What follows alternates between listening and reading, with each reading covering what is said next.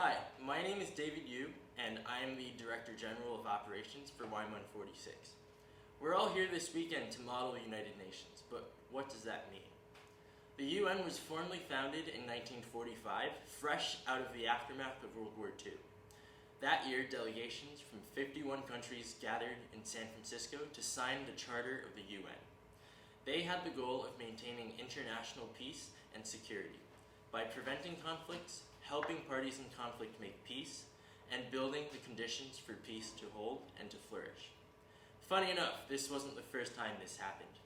In 1920, after World War I, 44 countries joined together at the Paris Peace Conference to create the League of Nations. They had the goal of making the First World War the last global conflict of its kind, the war to end all wars.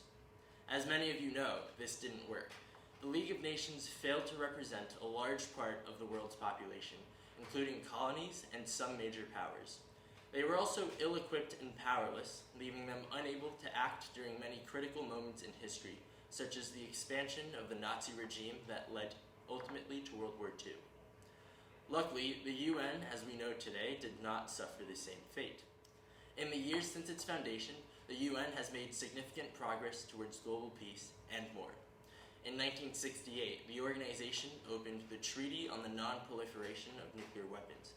Today, 191 countries adhere to the treaty, which originated from disarmament resolutions proposed in the UN General Assembly.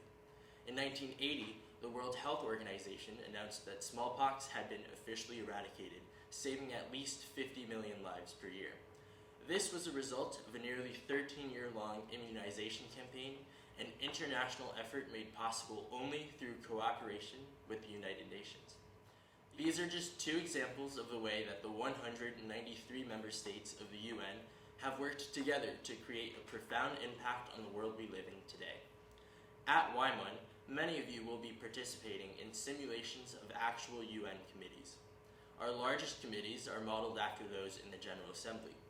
All UN members are represented in the General Assembly, where they debate issues such as peace, security, and health, which have global implications. If you're in an ECOSOC committee, you will be modeling the Economic and Social Council.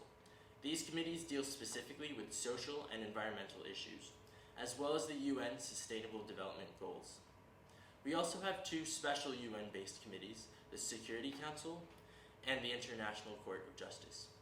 The International Court of Justice is actually its own organ of the UN. It's responsible for settling disputes between member states in accordance with international law.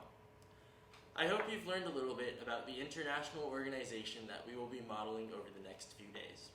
At WIMUN, you can take part in the same global cooperation that helps maintain international peace and make the world a better place.